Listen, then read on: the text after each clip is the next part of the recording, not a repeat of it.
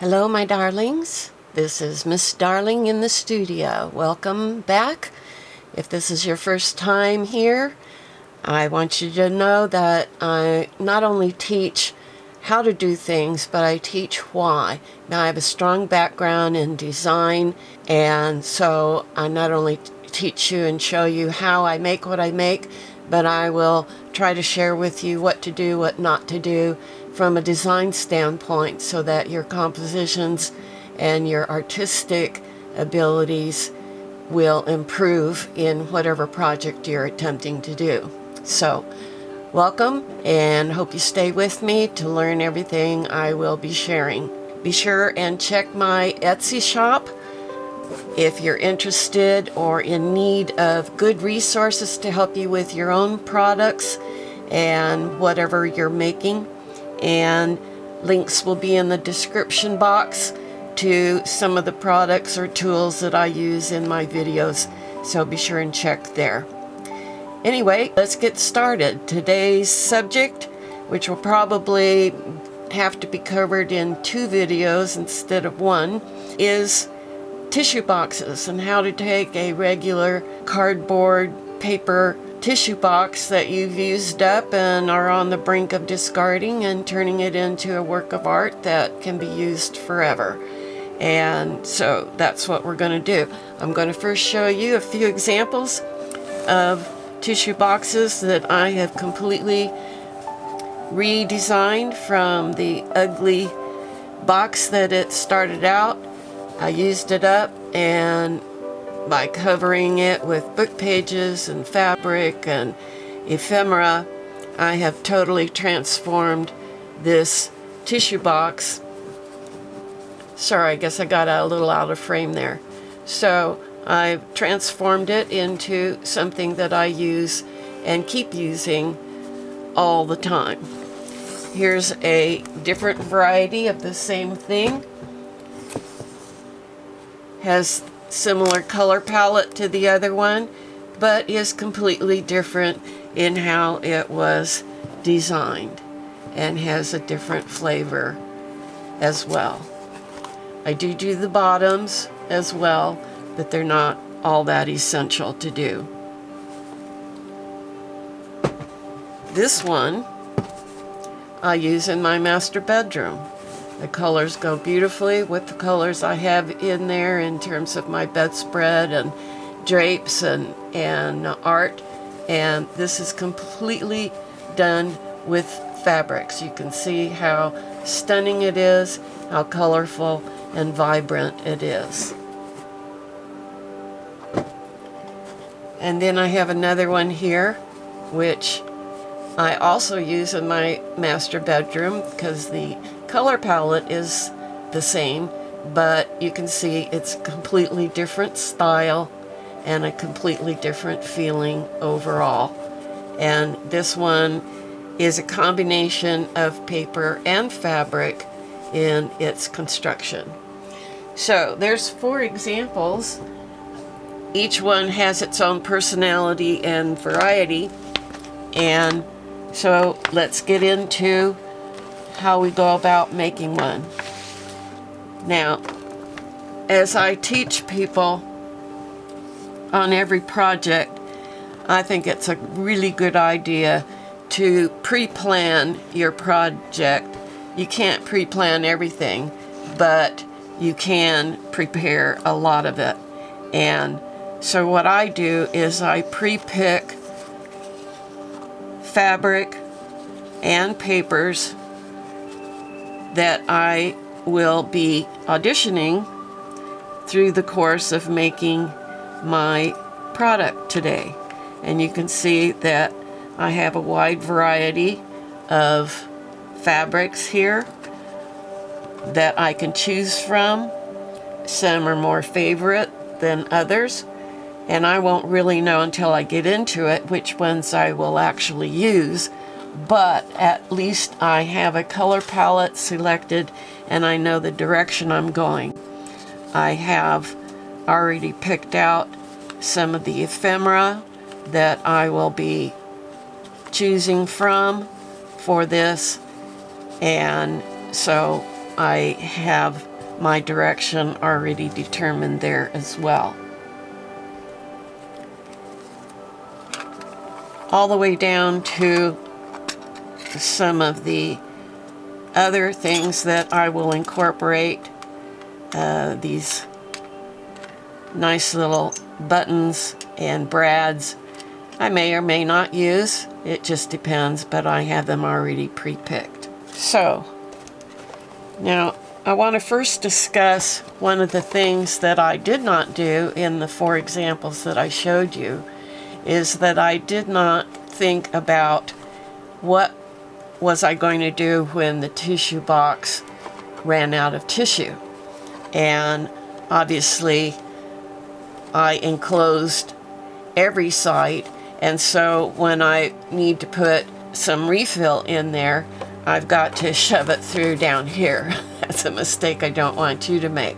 So as we work on this empty tissue box, we're going to be leaving one end of it open, and I will discuss what we'll do with that end as we get to it.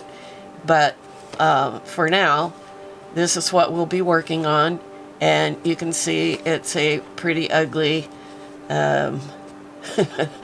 it's a Walmart tissue box.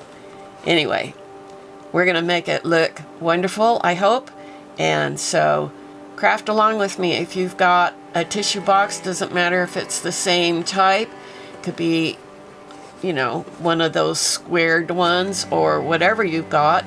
Get it out, pause the video, go get your tissue box, and let's craft together. So here we go.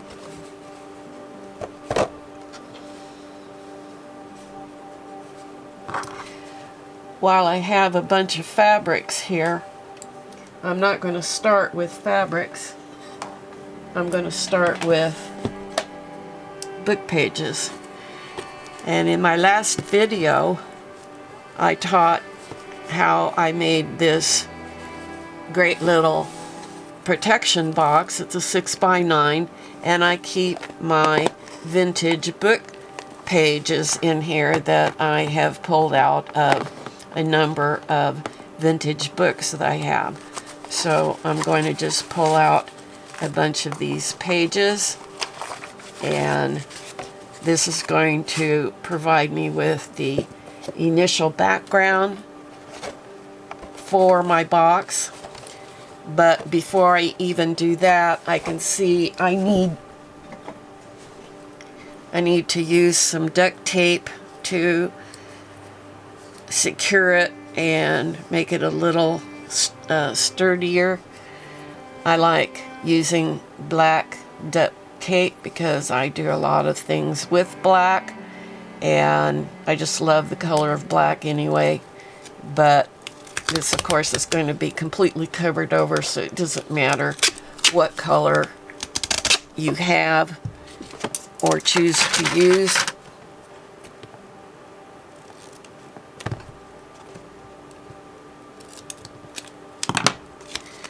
So the weaknesses are here on the ends, so I'm going to put a piece there.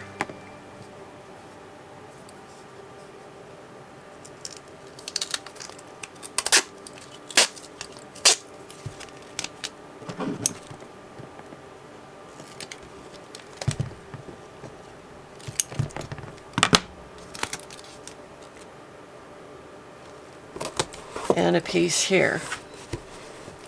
I also want to warn you that in less than 25 minutes my alarm is going to go off to warn me that I need to start a new clip. I've just had way too many problems of losing track of time and suddenly discovering that my camera has stopped taping and I've lost valuable instruction because I didn't know it wasn't filming any longer. So hopefully that'll put a stop to that, but it will be a rather large, loud sound when it does go off, while I wait for getting a timer that works. I had ordered one before, but I couldn't figure out how to even get it to function, so I had to send it back, and I just hadn't gotten around to buying something else. So we're going to start with just laying in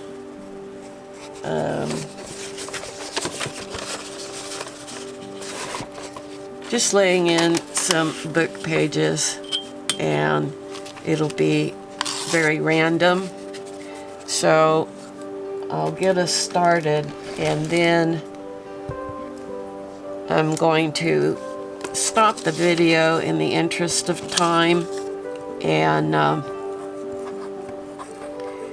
do a lot of this busy work off camera, and then I'll come back and show you the progress before I go on to the next step. But I don't think you need to sit and watch me put paper on for the next half an hour or more that it's going to take to cover this.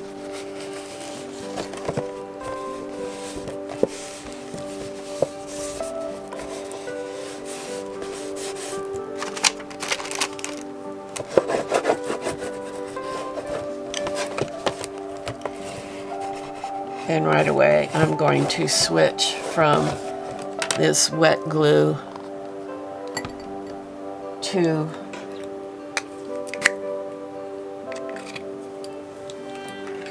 I'm going to switch from the wet glue to a glue stick in order to get as good adhesion, overall adhesion as I can.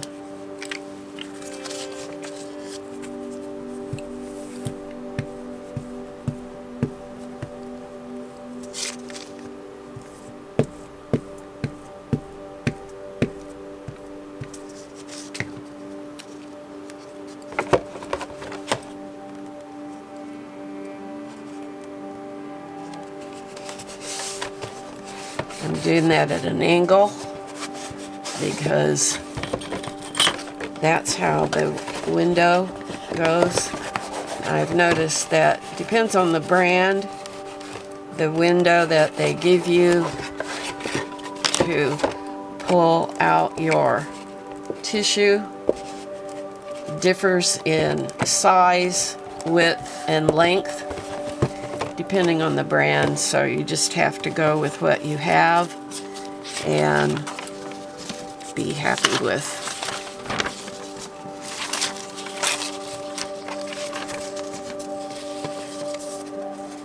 Make the appropriate adjustments as you go. So I'll be back pronto and show you the progress that I've made. Okay, wonderful people, I'm back. I have to admit I went a little further off camera in working on this tissue box than I had planned, but I'm trying to save everybody time. And so I finished putting all of the book paper on, and including a few other types of paper that I had in my stash here and there. And now I have selected the fabrics that I'm going to put on it and the ephemera, and I've kind of lightly positioned everything where I want it to go. And how I've done that is I use artist tape. Don't use Scotch tape, and don't use masking tape. Masking tape can pull your papers apart on you, and Scotch tape will leave a residue behind, especially if it's on there for any length of time. So get artist tape. This is great. It has adhesive on the back, but it's not so strong that you cannot easily pick it up and remove it, but it's strong enough to kind of hold something lightweight in place until you decide what you're going to do. And you can find this at any art store, but probably I'm sure Amazon has it, as well as places like Walmart. But anyway, get some of that. I'll try to put a link in the description box to some. And so that's what I've done to pre-position things so that I can move them around before I commit to gluing them down, and that's what I've done. In selecting the fabrics that I chose, I knew, because my book paper was on the lighter side, that I was going to need some dark fabric to add into the mix, not only to make it, you know, a little more dramatic, but also to give some contrast against the lighter papers. I have done nothing on the bottom except to cover it with book paper. I wound up not using only my antique book paper because it was just falling apart on me.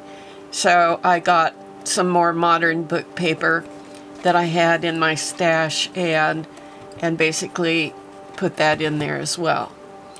A little later, I'll show you what I did with this in terms of giving myself an easy way to open it up and replenish the Kleenex or the tissue when the box runs out. And I'll cover how I did that a bit later. So what we're going to do now is I'm going to talk a little bit about design ideas that I thought about and implemented as I was placing things on the tissue box.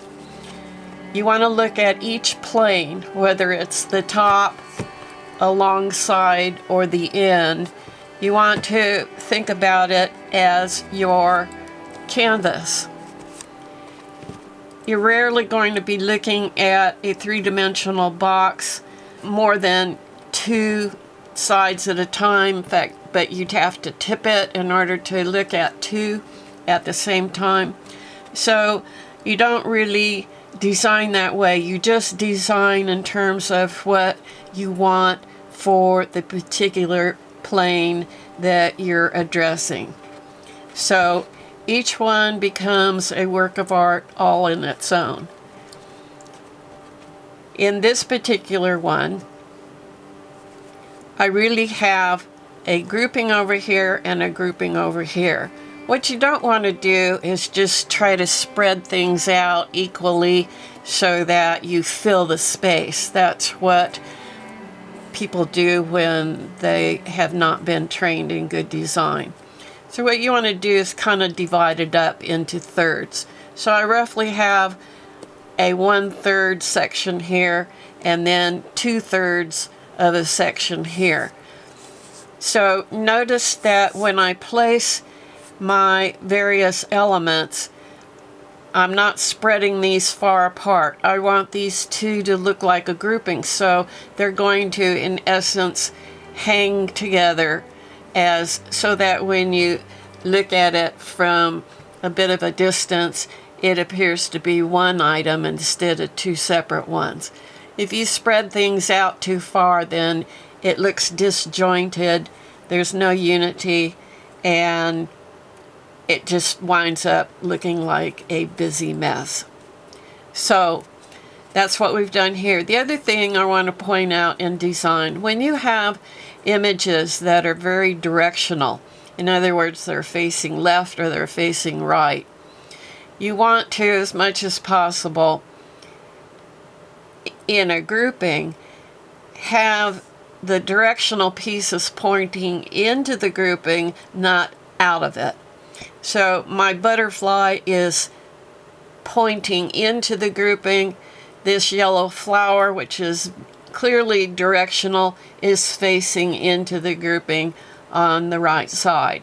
And this one is sort of neutral. It's a little bit facing right, but again, in a grouping of 2, it's facing in the right direction. And then the idea is to try to spread your darks and lights around so that one half is nicely balanced with the other half. And that makes good asymmetrical design. Now on the back, I'm going to be laying these 2 fabrics down. I cannot lay it over the corner as I normally like to do because I've got to leave this area here open so it can be opened up.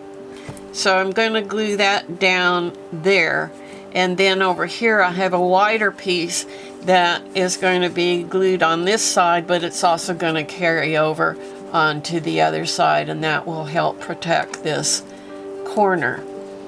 And notice again, I have a grouping of 2. They are positioned fairly close together, so it's a grouping of 2 that's visually going to look like 1. And this B is pointed into the grouping, and so is this B. If you switch them around and they're pointed out of the grouping, then it pulls the eye out instead of in where you want it to go. So that's just an artist principle that we generally do, unless we're looking for tension. If you want to create tension, then, you know, flip it around and have one looking out the other way. But when you're looking more for harmony, as I'm doing here, I have 2 bees, different colorizations, different types of bees, but they look nice together. I'm looking for harmony, so my bees are going to be pointed toward the center of the grouping.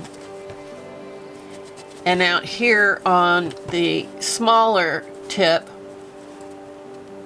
I have another bee, and he can stand alone. He's a little darker, a little more black in him, and a little more dramatic, and it's perfectly sized here.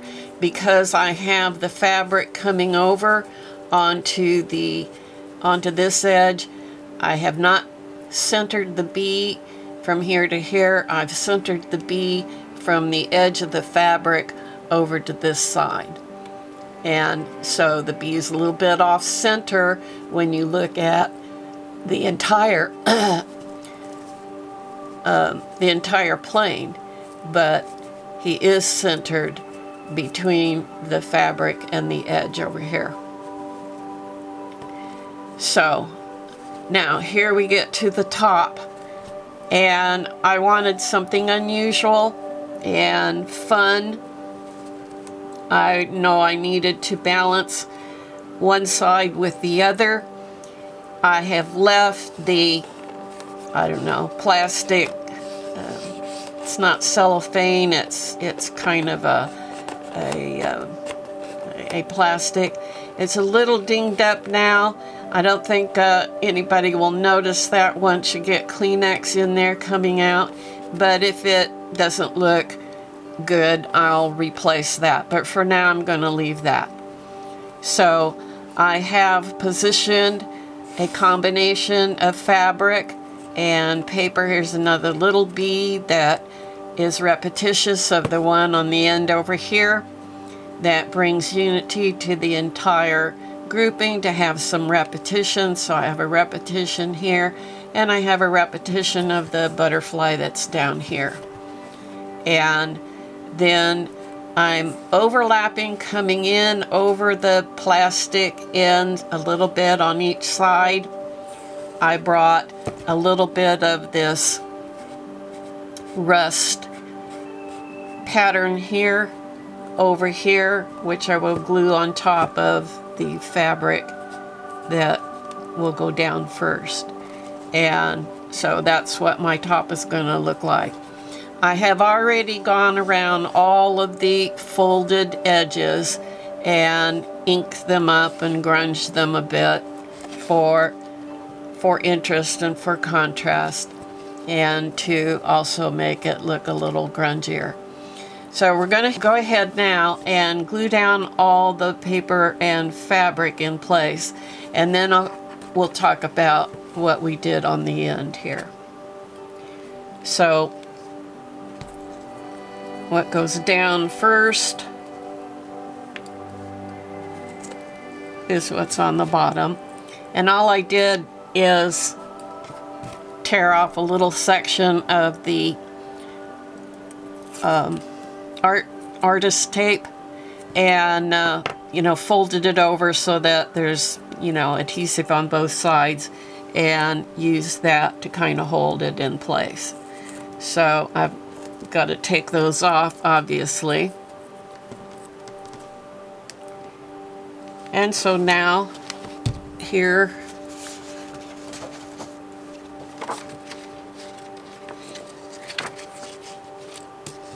I have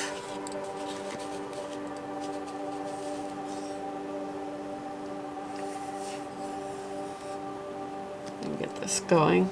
Okay, I have fabric.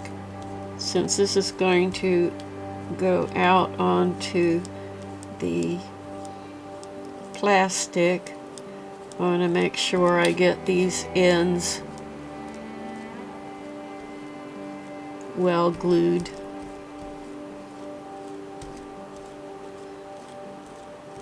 I should also say that before I got to this stage, once I got all of my book paper glued on, then I went back and meticulously checked it over to make sure that little bits and pieces of the ends and corners were glued down, even though I knew I was going to be putting quite a bit of fabric and ephemera on top.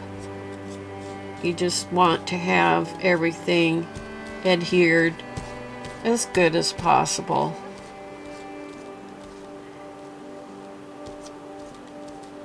And I did that before I inked the corners. I did the corners both on the outside and the inside of the box.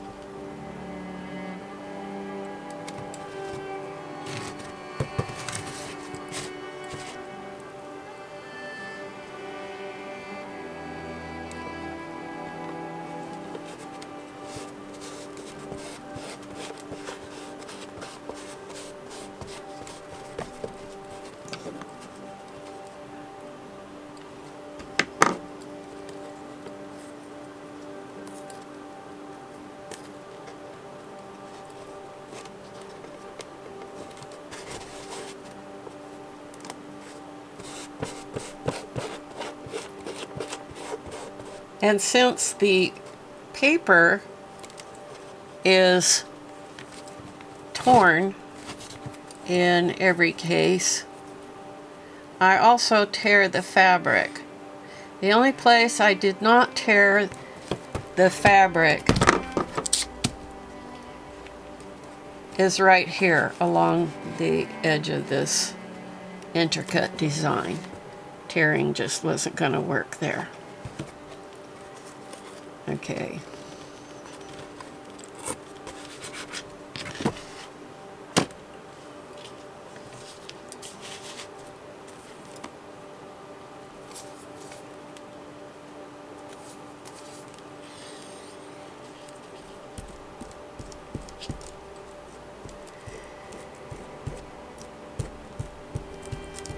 I have spent some time over the years gathering papers and fabric. I don't use a lot of fabric, but if you want to build a stash of assorted fabrics, I advise you don't buy by the yard. You just are gonna not use it up, and that's a waste of money. But buy quilting squares or fat quarters, and you can get them in bundles or solo pieces. You can go to your favorite fabric store and pick out what you want and have them cut it for you.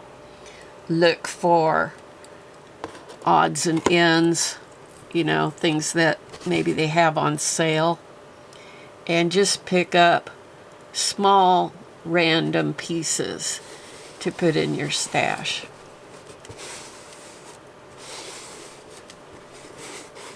I'm overlapping a little bit because I overlapped on the other side, and I just love the frayed edges of the fabric. It just goes so well. Just remember, if you use the artist tape to help you decide your positioning, make sure you pull all of it off before you glue anything in place for a permanent home.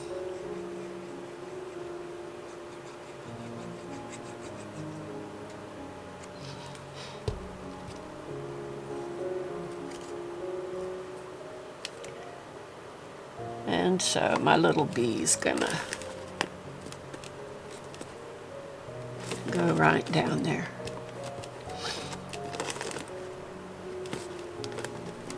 He's looking off this way, but I'm okay with that.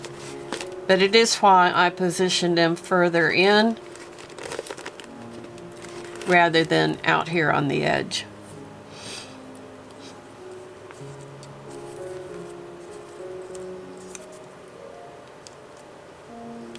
Some fabrics that you'll get are like double-sided, and you just really can't tell which side is up and which is down. And then others are very obviously printed on one side.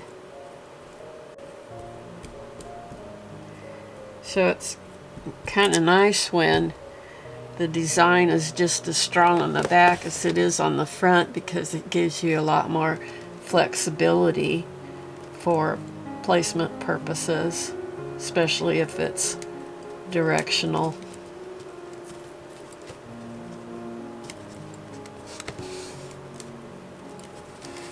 Okay, that's going there, and then I'm positioning my little butterfly facing in.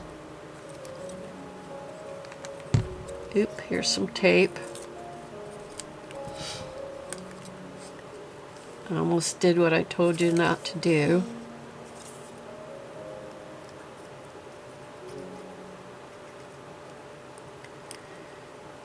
But I love artist tape because as a collage artist, sometimes you just need the flexibility of playing around with different elements until you get what you're looking for. Sometimes it just comes together automatically, quick and easy, and that's how it was with my other tissue boxes.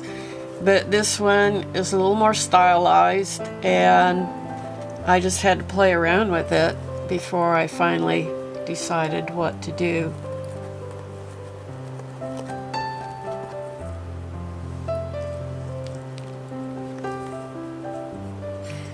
I've already torn these off to the length that I want to save time.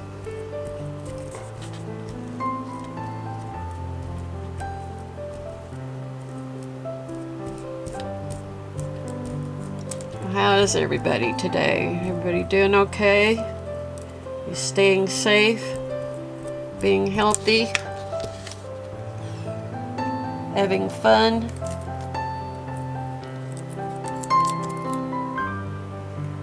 I do hope so.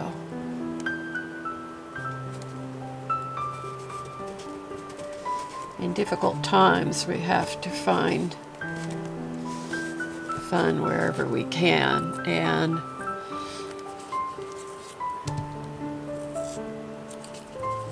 being able to be creative has really been a godsend for me through the years.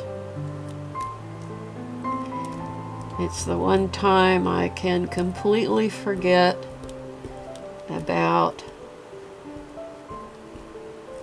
the outside world or things that may be disturbing me in some way. I can just get lost being creative.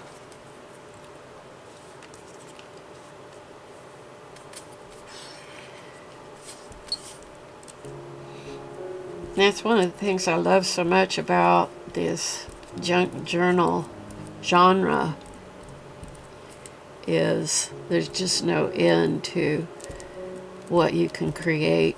And so you're not, there's of course element of beauty and everything, looking the way you want, and the challenge of creating something new and different. But there's also the ability with it to create something that's functional, not just nice to look at. And of course, there's the element of repurposing.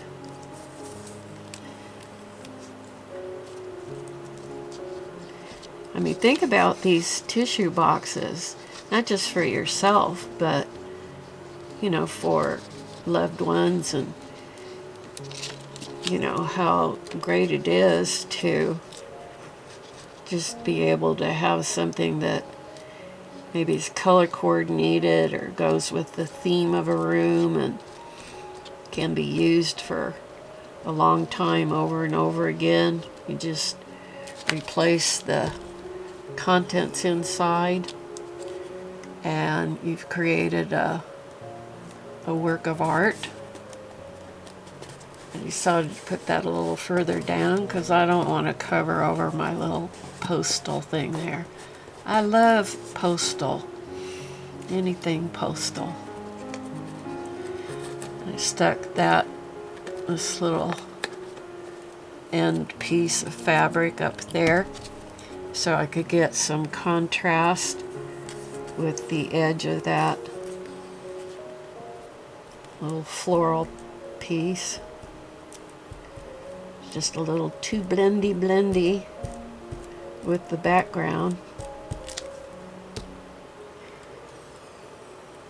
So it helps me to distribute. What do I want to do with that? I think we'll go this way. Helps me distribute some of this dark color.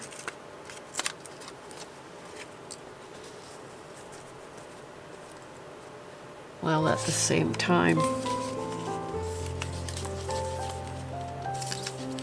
helping to set off the edge of this art piece.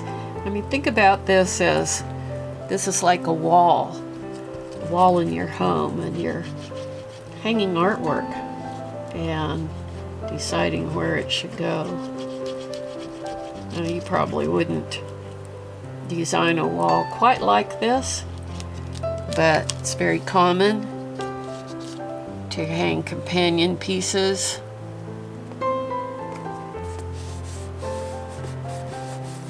I should mention that when you hang companion pieces on a wall, hang them side by side. Don't put one higher than the other. As I often see, the only place to stair step your pictures is in a staircase, or if you're hanging artwork over furniture, or you have an angled wall that you're working on and you're forced to hang the art at different heights. But the eye does not normally travel at an angle. So when you're doing companions, in most cases, hang them side by side.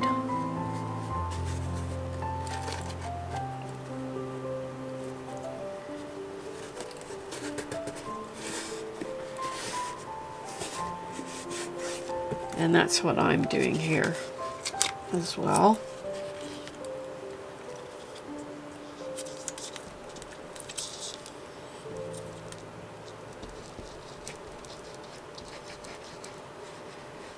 My alarm is about to go off to tell me to start a new clip so I don't lose anything.